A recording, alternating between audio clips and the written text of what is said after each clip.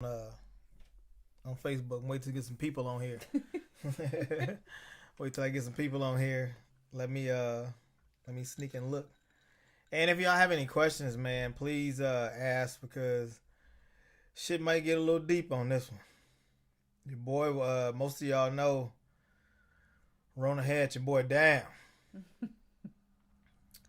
That bitch Rona ain't no joke. We'll get to that later. Shout out to my sponsors who continue to amaze me, man, and support me through everything. Thank you guys so much. Dirk is Heating and Air Conditioning. Hourglass Cleaners. Shout out to Hourglass too for sending me a care package to the hospital. I had no idea. They just told me I had something at the door. I was like, oh shit.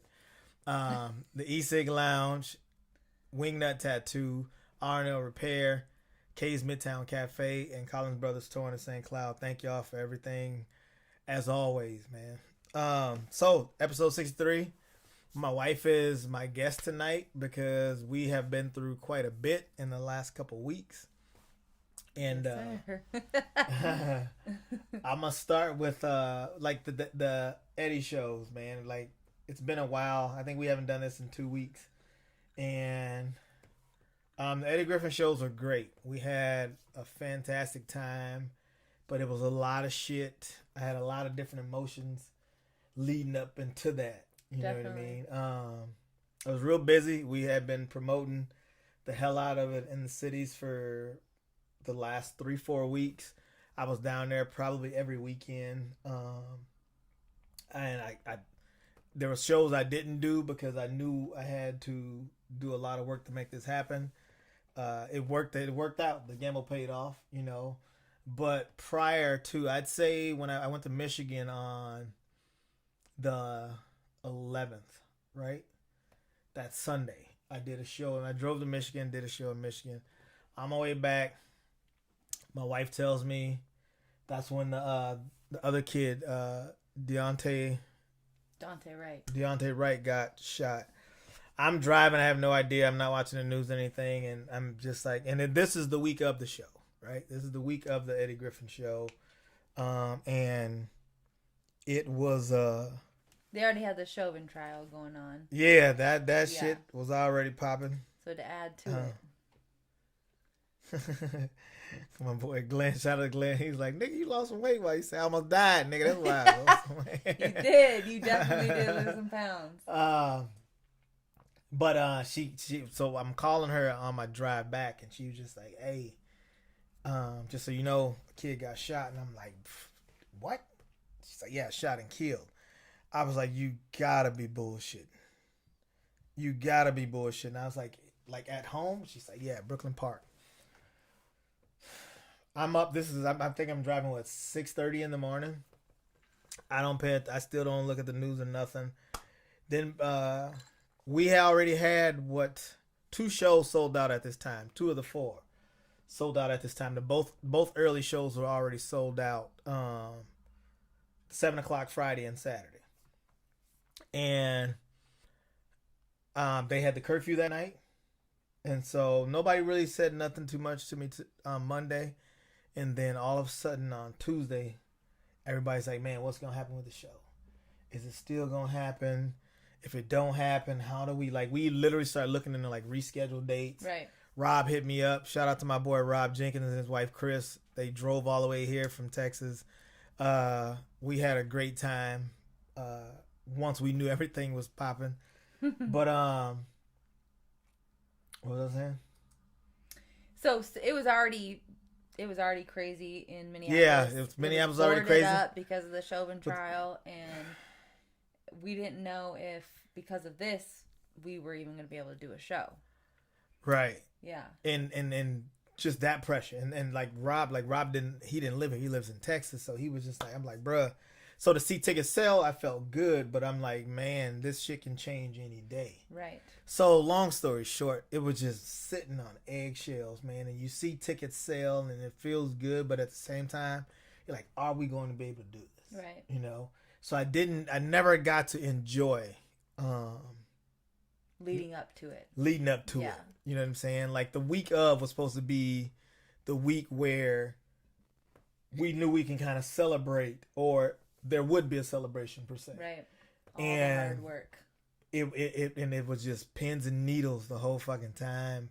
And talking to people, like even Ned, I was talking to Ned. We did the podcast like before that, and then like talking to Sean, and it was like you just didn't seem like yourself. And I was like, I was trying to not hide the emotions, but control them. You know what I mean? Yeah. Trying to control it and know I had a task at hand. Right. I wasn't paying attention to how my body felt because I was like, I got a goal that I gotta obtain. You know what I'm saying? And to me, that was like by any means necessary because I knew everything that was going on, and I'm just like, even for me, it's something I need. Right. You know what I mean? And we get to, they did the curfew like that Monday. There was no curfew for Minneapolis that Tuesday. I think there was just a curfew for like Brooklyn Park or whatever. And so Wednesday's coming. By Wednesday, we're 3 out of 4 shows sold out. And I'm just like, that's dope and all, but what is it gonna be? You know what I mean? Right. And then Friday driving down there. Let me see. Whoops. That's my phone volume. Teresa says, love you both. Love you too. Adam, thank you, bro. Glenn, thank you. My brother Larry. Shout out to Larry. Thanks for coming up, man. I hate I didn't get to see you, but it is what it is. I'll see you soon. We'll be in Memphis in June. That's how the entertainment business go. And somebody said you took the wrong path, but fuck you, David. So we get to Friday and we're driving down to the cities, me and my wife, and it hit me then. Like then Rob called me. He was like, "Hey man, Eddie's opener can't make it." The whole time I'm supposed to be hosting, and as a host, like we're doing 2 shows with the 11 o'clock curfew, so we have to get straight to. There's no bullshit. Like show in and out. You know what I mean? And Rob called me and was like, "Hey, bruh." He was like, "Eddie's opener can't make it." I was like, "What does that mean?" And Rob's a comedian too. Rob was with Eddie the week before in El Paso, and Rob had been trying to figure out for the whole month, like how is he gonna get on stage? Because we knew we were short for time. You know what I mean? And right. Eddie's gonna take the most time, as he should, especially for what the fuck we paid him. So when he called me, I think we were like almost in Monticello, and driving down there. We get on the freeway, and there's some shit happened on 94. Everything's stopped. I drove through the grass, turned around. Just obstacle after man, obstacle. it was like, and I was just like, there were so many things. I'm like, is this not supposed to happen? Right. And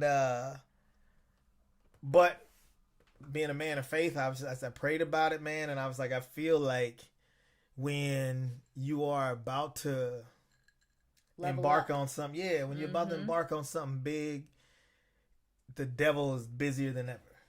Absolutely. And I kept telling myself that, and I was like, we just gonna fucking do it. And then Rob was like, man, you get to feature now. So that game, I gained like 5 to 7 more minutes than I would have originally done. And by then the shows are all sold out, so that was dope. Thank you to Minneapolis and everybody, every surrounding city, man. People came out, and they came out to have a great time.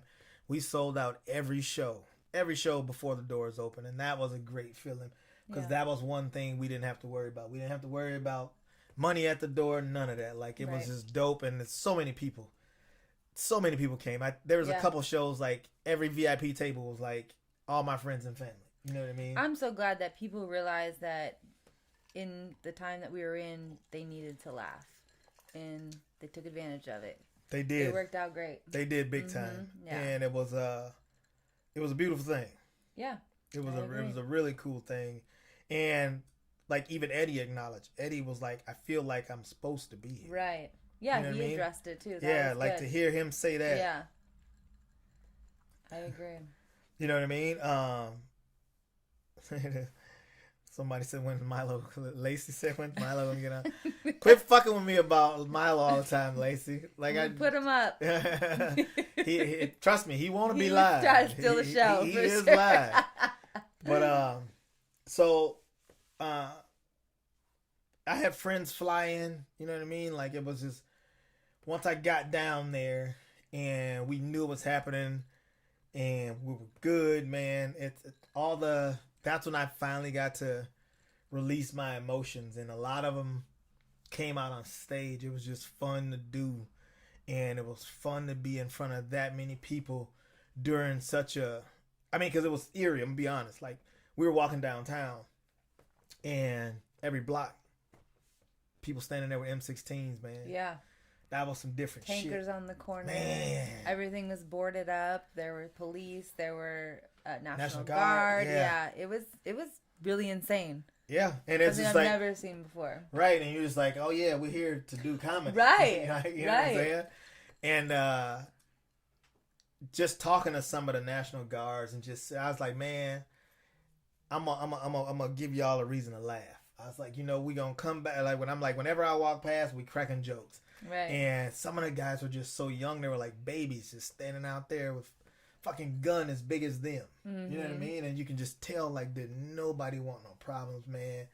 And they were just praying as much as we were that shit went right. Right. And it was really cool to be able to talk to some of them and let them know like we're down here to do comedy, and they were happy about that. Right. And honestly, our shows went off without a hitch. Every single one of them. There was a couple people got drunk Friday night, early shows, but that's almost a celebration. I'll take that. Yeah, that's a given. But it was a lot of fun. Eddie was great. He was a real dude. We plan on working together again. He's got his own openers, and to be honest, like we just hit it off. Like, yeah. I kind of knew we would. We do a lot of the same style. Yeah, he had been with Richard Pryor for 17 years. Obviously, he's legendary in my eyes. You know what I mean? He's definitely a what you see is what you get. That's that nigga's he don't hold no frills. Like, no.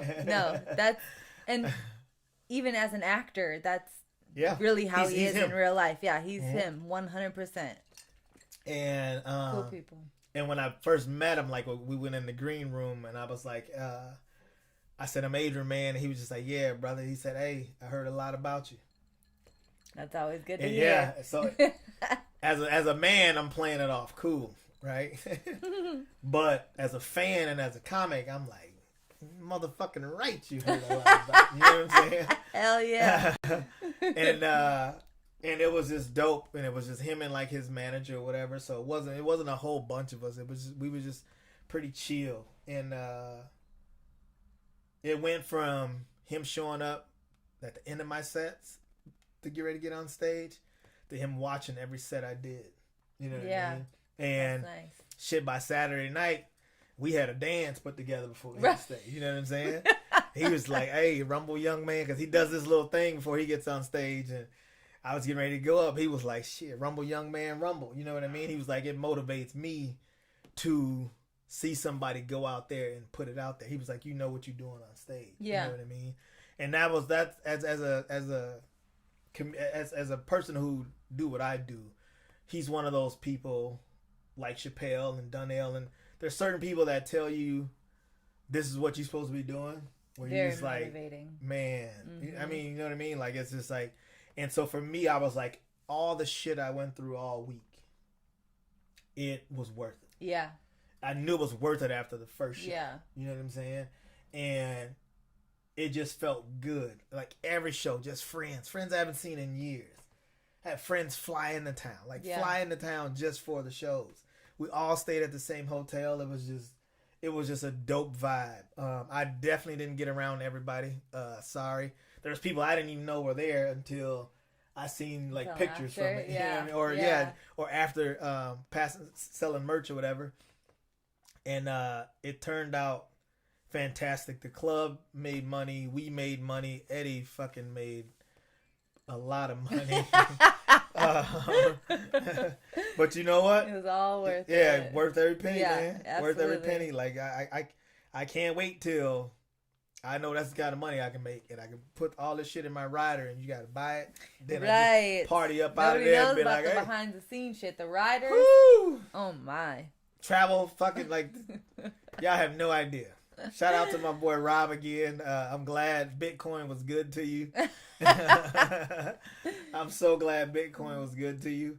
And it just opened another avenue for me. Eddie does his shows. He started back, I think, this week, if my calculations are right. He does show every Monday, Tuesday, Wednesday at the Sahara out in Vegas. So he definitely took my card and said I'll be in touch, because he said I really like what you do. You know what I mean? And it's motivation. So to know I can motivate somebody who's been doing this almost twice as long as me.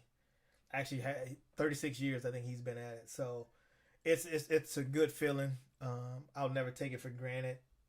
Everything that came with it, I feel like we prevailed. And it did exactly what it was supposed to do. During this time, I'm not paying attention to my body as much as I probably should. And I'm just in the moment. And I think it was like Saturday night before the late show. I kind of got a headache. And I was like, man, I gotta hydrate. Yeah. Because I'm like, we went hard. Yeah, we went hard Friday night. Yeah. You know, Friday we was like, this shit's happening, and Eddie was dope, and we just kicked it so long. Yeah. Oh my gosh, we kicked it so long. Definitely. And we drank like fucking 5 different liquors and champagnes, and it was celebrated. A lot. That's all. Yeah, we celebrated like a motherfucker. Everybody celebrated because we knew it was a win for everybody. It was a win for the club. It was a win for us. Right. It was a win for Eddie. It was a win for Minnesota. Right. You know what I'm saying? Yeah, absolutely. And we partied. So then I just chalked it up to my headache. I was like, obviously, I had 2 bottles of water and 30 bottles of liquor. I'm probably gonna get a headache. Right. You know what I mean? And I end up walking back to the hotel Saturday night to go get ibuprofen. And I walked back over there, got my ibuprofen. I was like, all right, we're just going to chill for a little bit. I got a little time before the next show. And I just didn't think nothing of it. The ibuprofen kind of took my headache away. And Eddie had this stuff that his wife, I think his wife's Korean, right? Yep. He had this stuff that he calls it dirty water. That's exactly, it tastes like dirt. That's exactly what the fuck it tastes like. But it was some stuff in a pack that he won't tell us about. But he was like, it really does like help like replenish your body, get you back focused, everything. And I can tell it works because Eddie drinks a French champagne mixed with Patron. All night long. Let me say that again. Eddie drinks a French champagne mixed with Patron. And as my wife said, all night long. Mm-hmm. Like, Black hand me another one. It's just... And, but that motherfucker he be on point. Like, it's a beautiful thing. I've been there.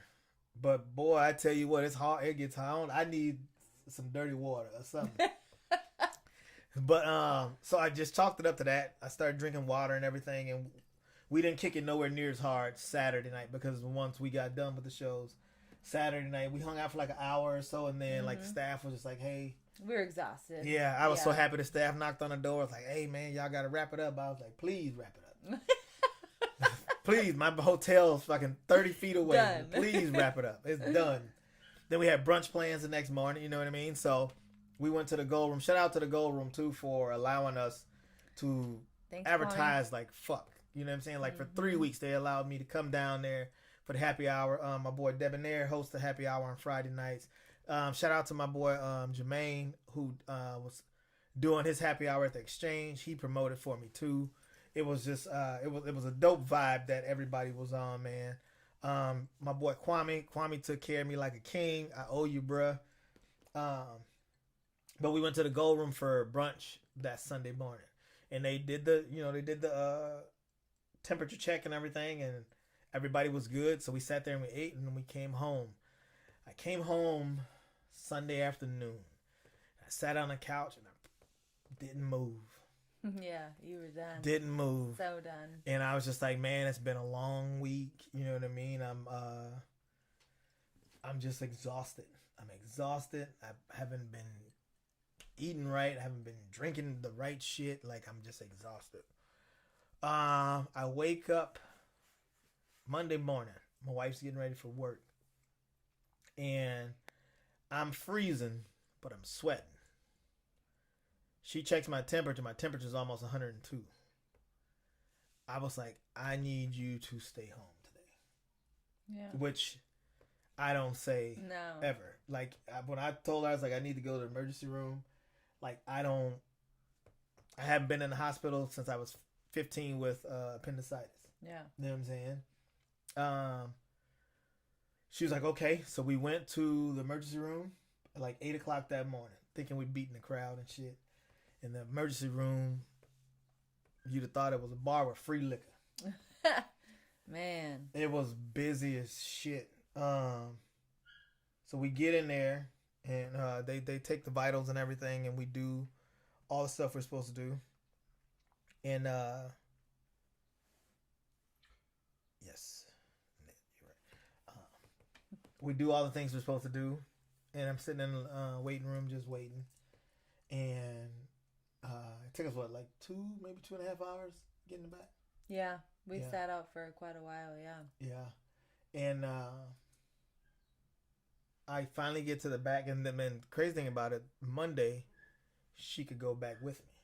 Mm-hmm. I'll tell you, by the second time I had to go, that wasn't allowed, and that was 3 days later. Mm-hmm.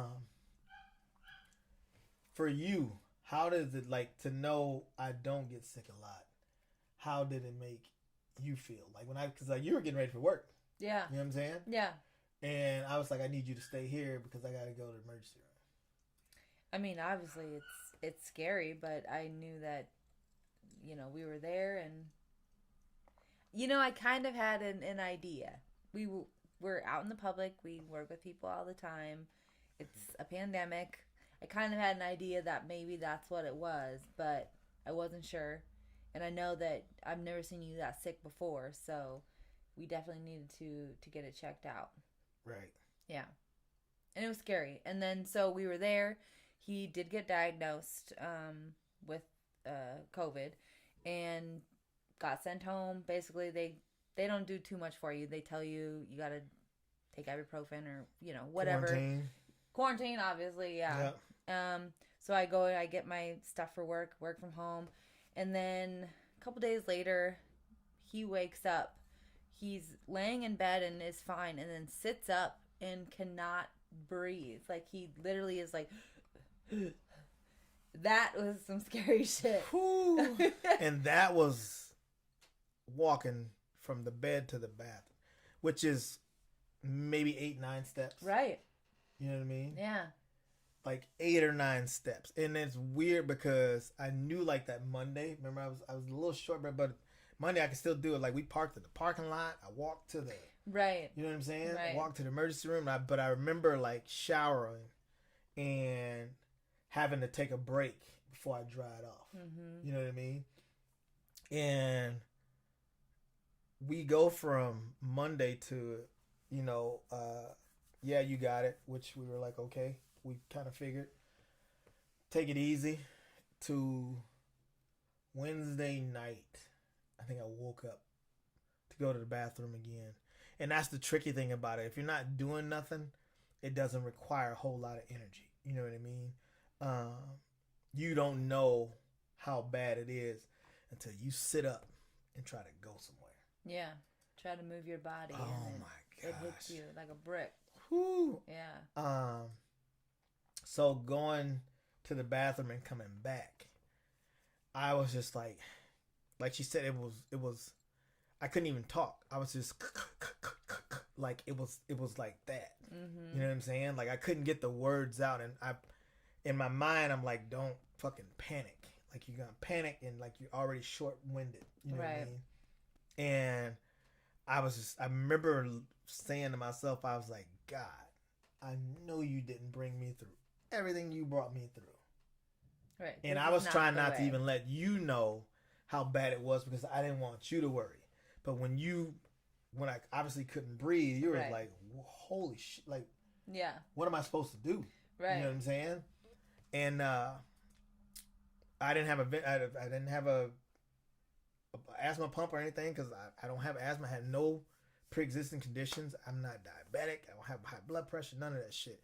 I'm fairly healthy. Like, for my lifestyle, I'm abnormally healthy.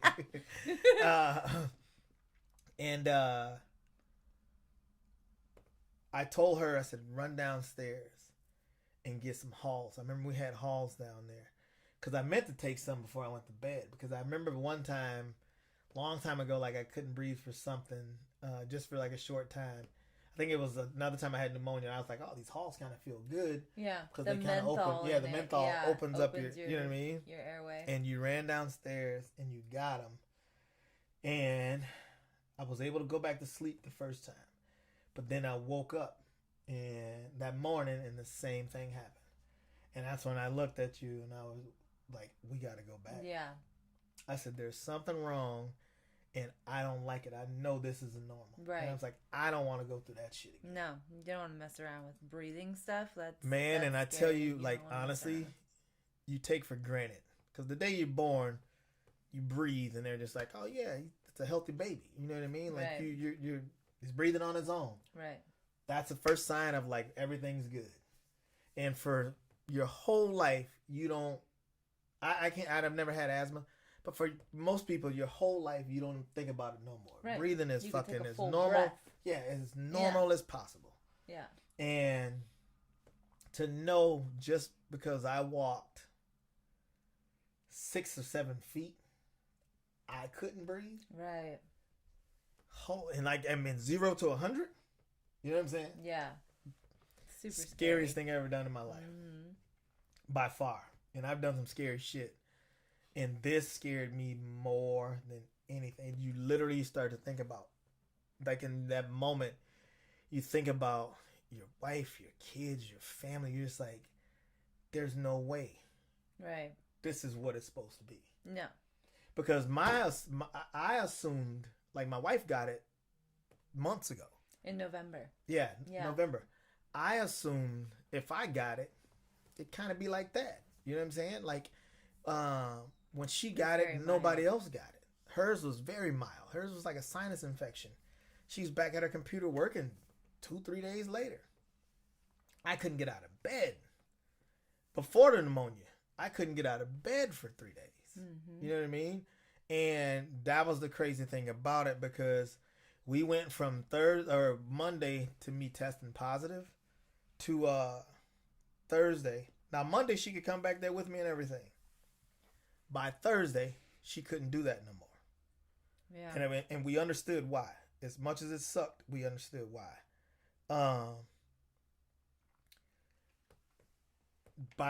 Within 20 minutes of being there that Thursday, they had already told me we're gonna keep you for at least 48 hours. I was hooked up to EKG. I've never been hooked up to no shit like that in my life. I felt like it was a video game, man. It didn't even feel real. They're hooking me up to all this stuff and taking my vitals, and I was already on oxygen. You know what I'm saying? Mm-hmm. And you couldn't see this because you weren't back there. And that was another thing I know that bothered you. Like, so I kept trying to text you everything that was going on. Yeah. To keep you posted up on Luckily, it. there was a nurse that she knew that I was worried and knew that I couldn't go back, so she kept me up to date on everything. So that was nice. And honestly, shout out to everybody yeah. at the St. Cloud Hospital, man, because Yeah. it was they made it easy. They're very nice, and I felt bad because I'm just like, who's taking care of you guys? You know what I'm saying? Yeah. And everybody was like, knowing I was fucking sick as I don't know what, and they just came in there. Nobody acted funny towards me. Everybody did their job. Everybody introduced themselves. Yeah, there was definitely compassion.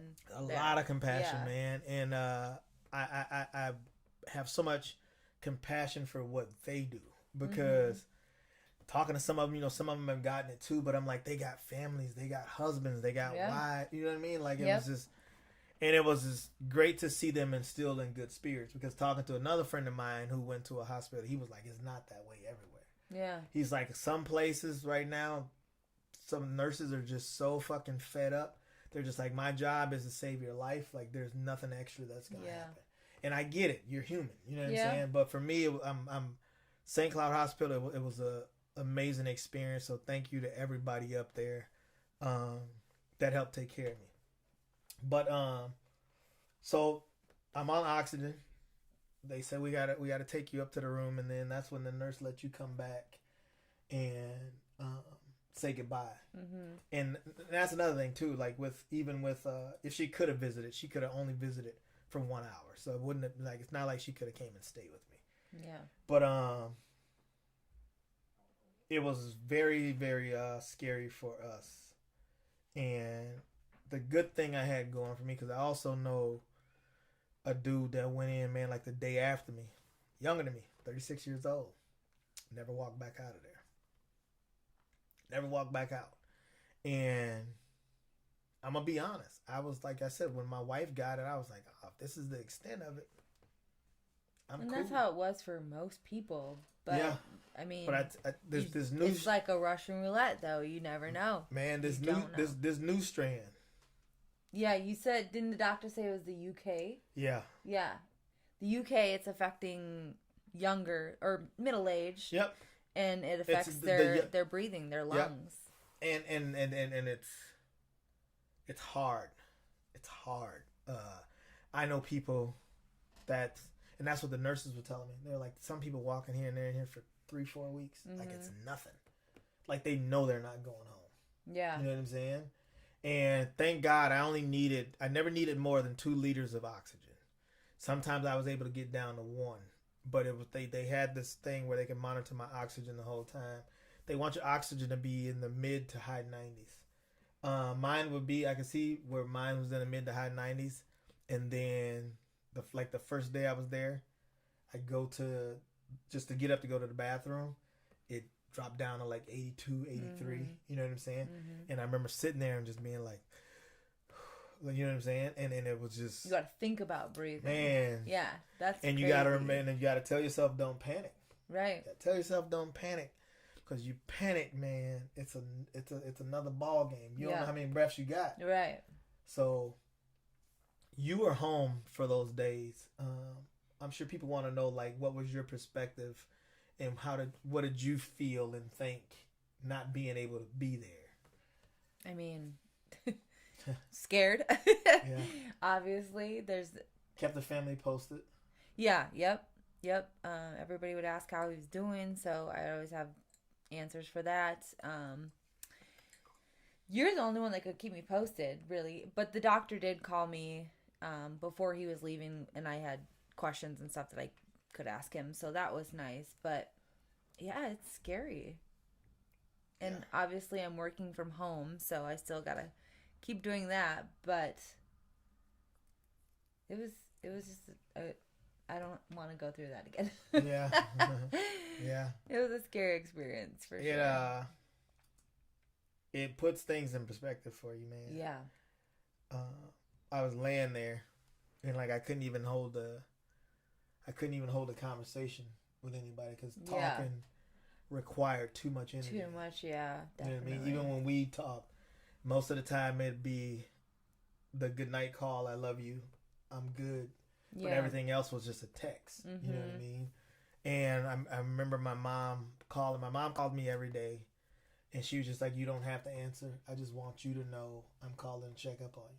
My dad did the same thing. My dad's like, I'm not even going to call you. He's like, I'm going to call your mom and find out what's going on with you. Mm-hmm. I don't want you talking more than you should be talking. You know? And calling my kids, you know what I'm saying? Like, even Bella, Bella was here. I tried to downplay it for her as much as I can, just because she actually saw it, but it's like, you don't want to scare her. You don't want to, you just want to make them think everything's okay as much as possible. Right. Yeah.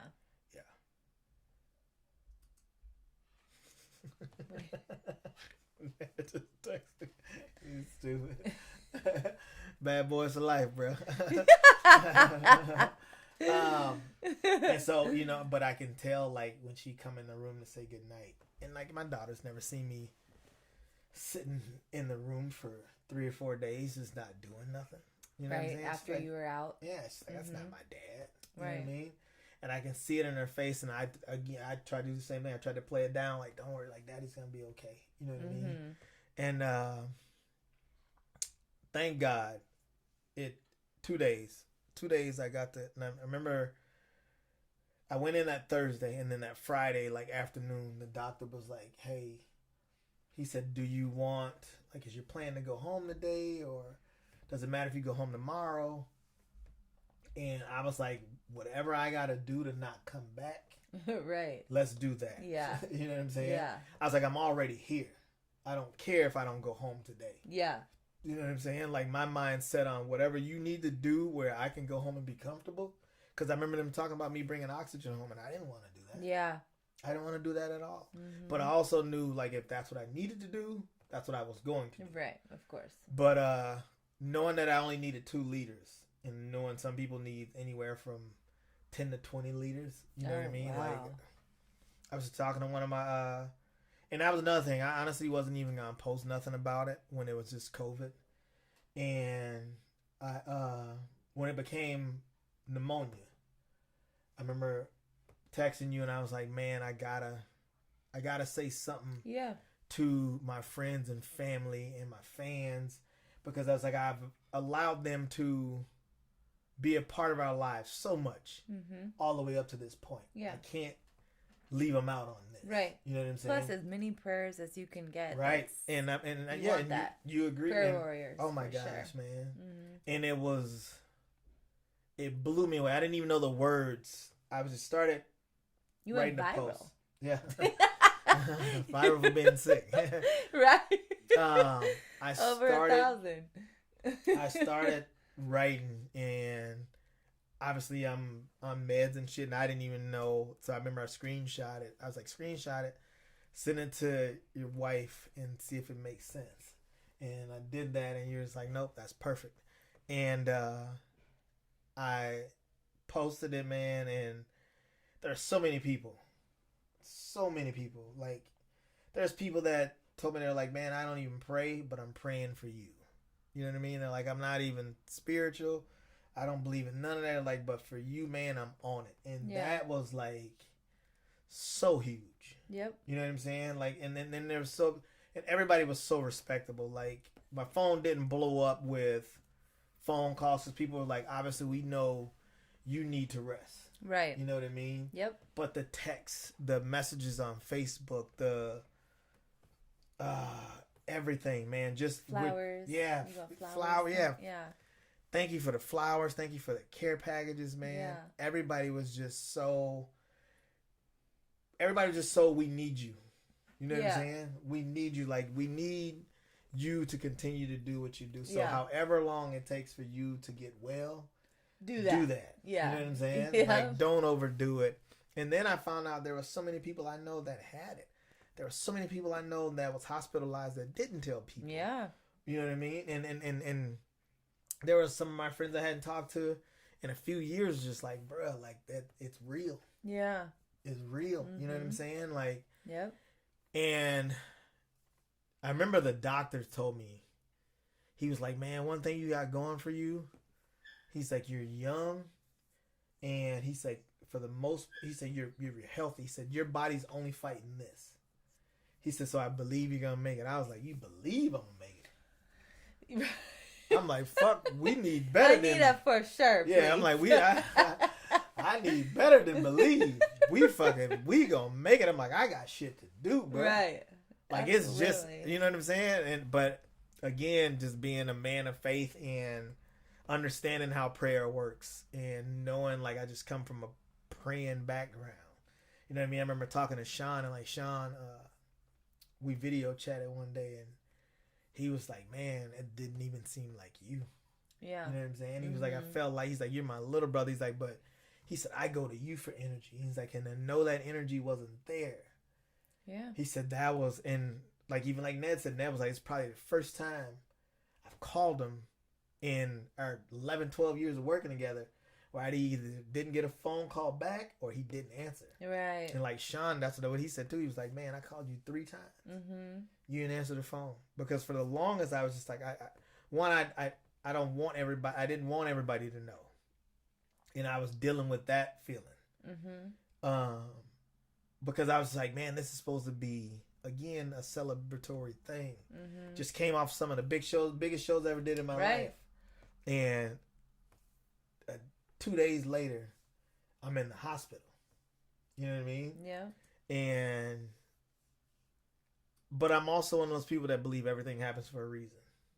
And even if you don't understand the reason, you got to know it's still a reason. Bigger picture. Yeah. Mm-hmm. And I got a lot of faith in God, man, that I knew. And it was weird because remember, like, there was a time when we were doing that, promoting the Eddie show. I didn't have nothing on the calendar for like a week and a half. And I was just like, me personally, I don't like that. If you know me, you know I don't like that. And everywhere I called, like these places I usually do shows, they're like, hey, we got something else going on that night. What the fuck you mean you got something else going on? You know what I'm saying? And it hit me then. It was like, no, you're going to need that rest. Yeah. You're going to need it. That was a blessing. Yep. Mm-hmm. And that's especially like the week after. You know what I mean? I was like, Yeah. you know what? These shows are going to require a lot. Kick back with your family the week after that. Mm-hmm. But I didn't have nothing on the books for like 2 weeks. Yeah. And I had like that Tuesday show at St. Cloud State. But then shout out to Ali and Mo for taking that show for me and killing it from what I heard. So thank you for that. And that's like all I had going on. And it's weird to sit back now and look in hindsight when I try to make everything happen. I like to be able to look at my calendar and know I got something going on all the time because it's how I feed my family. And who knew I'd need the time that I need to not to have anything. Tomorrow is my first time getting on stage since all of this. You know what I'm saying? Mm-hmm. And it's gonna be a good one too. Yeah, and even with like doing the shows with Eddie, I was only doing 10 minutes a night. I haven't been on stage for 45 minutes in almost a month. You know what I mean? Mm-hmm. And I'm looking forward to just being like, it's me, Khadijah, and Pierre, which is always a great lineup. We're at a new venue at Milk and Honey Ciders out in St. Joe, and it's an outside venue. It's beautiful. We have pre-sold a lot of tickets already. It's supposed to be great weather. Yeah, the weather's going to be nice. Shout out to Milk and Honey for allowing me to do this. We're going to do a show every month from now to September. And it's a beautiful... We went out there to check it out on Friday, man, and it's beautiful. And the ciders... Oh amazing. My gosh. Yeah. They actually just won an award for the best ciders in the nation. The nation. The nation. Yeah. That's small crazy. ass St. Joseph, Minnesota. So good, though. And I see why. I'm not even big on ciders, but they got some good ones, man. Yeah. And we've pre-sold 80 tickets already for a Thursday night first show. Like, I'm super pumped. If we don't sell one more ticket, understand I'm very happy. Yeah. One, I get to be on stage. I get to be with the people I love. And we get to just have a great time. And I didn't have that. I didn't know when that would happen again, to be honest. Because it was that fucking scary. And it's changed my mind on a lot of the thoughts I had before I got sick. Because I had never dealt with it in depth. I'm be honest, I got to the point where I was just like, by the time when my wife got it in November and I didn't get it, and we slept in the same bed and shit every night, I was like, you know what I mean? I'm good. I had been a lot of places. I've been around a lot of people without catching anything. And I don't know how I got it, but I tell you what, when I got it, it was life-changing for me. I don't know about anybody else. I know there's a lot of people that's had a mild strand of it, but I wouldn't wish this on nobody. It's the closest thing to death I feel like you can feel without dying. It's that real. And for somebody who kind of walked around like he was invincible to it, it taught me a lesson, to be honest. It really taught me a lesson. I thought you were invincible, honestly. Yeah. I had it. We slept in the same bed. We was in the same house. He accidentally drank out of my water when I had it. I'm gonna be honest with y'all. I'm gonna be honest. Some of you've heard me say the joke. I said people say fuck COVID. Right. I was like, I did twice. Yeah. I wasn't gonna go there. You know what I'm saying? Yeah, I know you wouldn't go there, so I'm gonna do it. You know what I'm saying? I was like, I did. Like, we lived our life when she had it, man, and I was just and knowing how minute hers was, I was like, oh, that's probably how mine's gonna be, or I'm just not gonna get the shit. Like, cause you start thinking like, if you're sleeping in a bed with somebody, giving them a kiss good night and good morning, and you're not getting it, how else are you gonna get it? So you mean I'm gonna get it from shaking somebody's hand, but I'm not gonna get it for fucking somebody? Right. You know what I'm saying? Right. Like, how does that work? It's that weird, man. Yeah. It's that weird, and getting it. And I have been a lot of places. Like, even when I was driving to Michigan, I'd stop at these gas stations. I'm in rural Wisconsin, and like nobody had masks on. I was at a casino gig in Michigan, so there was all kinds of people around. I have no idea how I got it, but yeah, getting it did something to me, and to the people that I love, and it put things in perspective for me. Not that I didn't have perspective before, but this shit really makes you, slows you down and makes you think. Absolutely. Yeah, and you can, and then not being able to do nothing, you ain't got time to do nothing but think. So you got to control those emotions, you got to control those thoughts, and understand that this is a part of the process. Yep, absolutely. And that's kind of how I took it. I was like, it happened for certain, because I honestly, like, look at, like, again, there's not too many times where I have a couple weekends in a row off. I had a couple weekends in a row off, and that wasn't an accident. Right. You know what I'm saying? Yeah. That wasn't an accident. Oh, God. Yeah, it was. Told you to slow your ass down. It's bigger than me. And like I tell people, hey, when you don't want to sit down, gotta sit your ass down. You know, because I mean, I have no idea, man. And to fast forward after getting healthier, where I could walk down the stairs and come into my office, I came in my office, like, I think last Monday, and just to be able to play music, right, and sit here, the little things, and bob my head, and like I felt like I got chills just sitting here and being able to just vibe out by myself.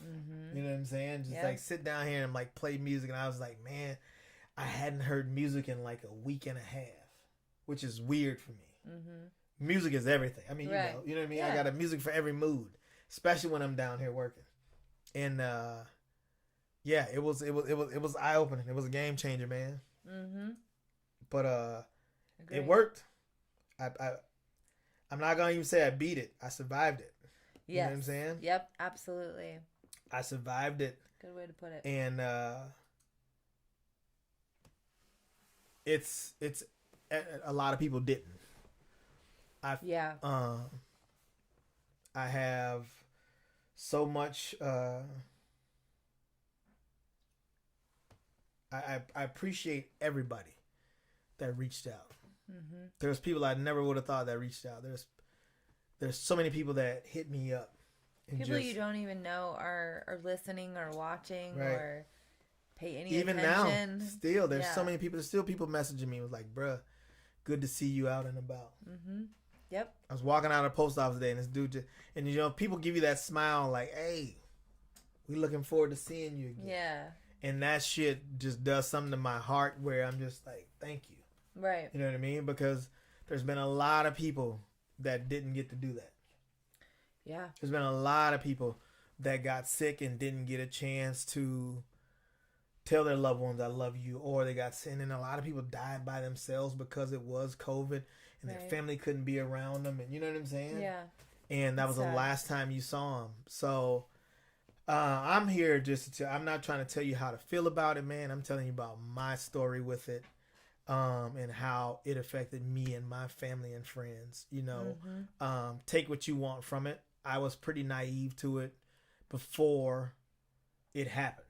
Yep. I got a friend right now, battling with the same thing. And we had a conversation today, and the weird thing about it was like, before we got it, we were so gung ho about how we felt about it, and he got it like 2 days after I did, and it's. I talked to him today, and it's changed both of us. You have family, you have friends, man. You have things you want to do, feel how you want to feel about it, man. But it is a real fucking thing, and it don't take much to take you out.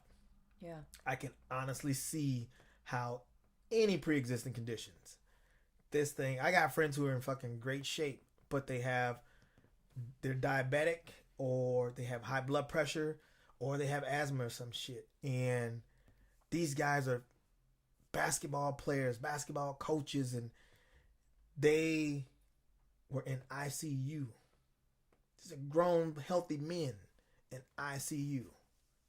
There's some people, and that the blessing is they got to walk out of there. There's some people that never got to walk back out of there. Yeah. And for me, every day has been better. I thank God for that. Every day has been better. There's not been one day where I was like, oh shit, I gotta go back to the hospital. So I'm so appreciative of that, and knowing that God had another plan for me. That wasn't my destiny. You know what I mean? Again, feel how you want to feel about it, but it's a real fucking thing, man. Mm-hmm. It's a real thing. Like, if you don't want to go get vaccine, I don't, but trust me, the shit I had, I wouldn't wish it on nobody. Definitely. I wouldn't wish it on nobody.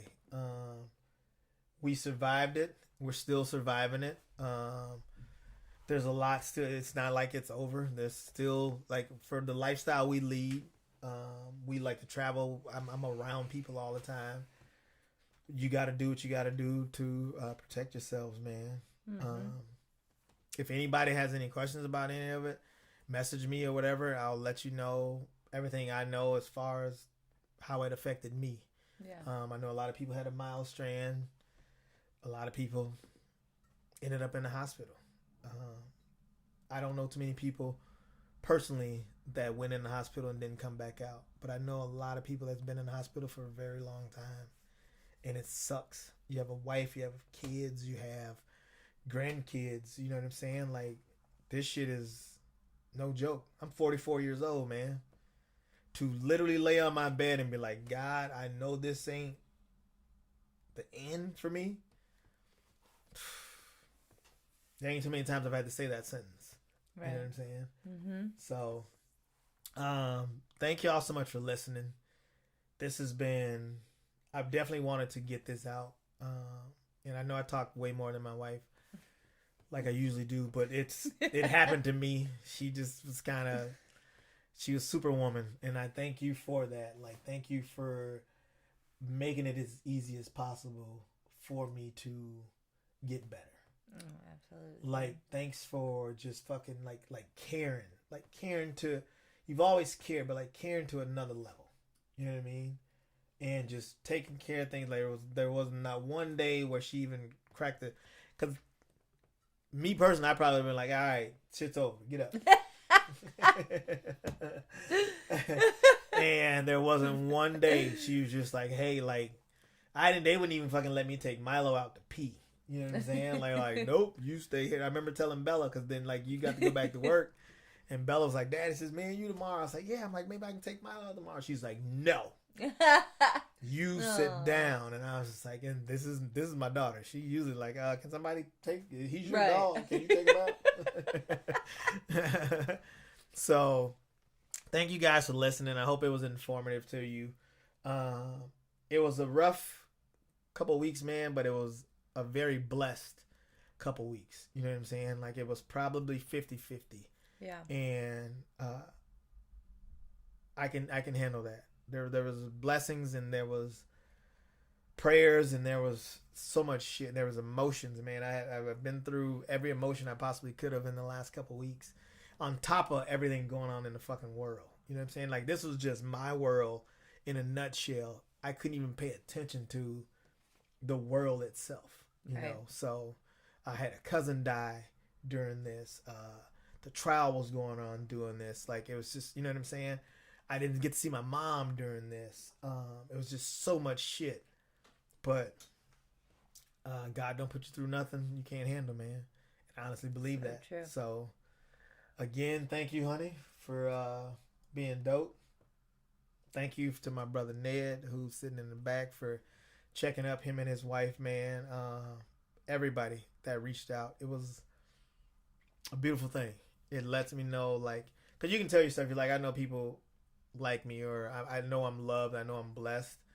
But to see the magnitude of people that really show you, that take time out of their day to show you, like, I love you and I'm praying for you, Yeah. I'll never ever forget that. So It was thank y'all, unreal. man. Again, shout out to my sponsors: Collins Brothers Tour in St. Cloud, K's Midtown Cafe, Arnell Repair, Wingnut Tattoo, the E-Sig Lounge, Hourglass Cleaners, and Dirk's Heating and Air Conditioning. Thank you guys so much. Again, the show is tomorrow. I'm looking forward to it. We're at Milk and Honey Ciders. You can go to funnymanadrian.com and get tickets. Show starts at 7. We're going to go to about 8:30. So the dope shit about it is we'll get to see the sunset during the show. It's going to be beautiful. They got fire pits. And again, we pre-sold quite a few tickets, man. So thank y'all for everything. Love y'all.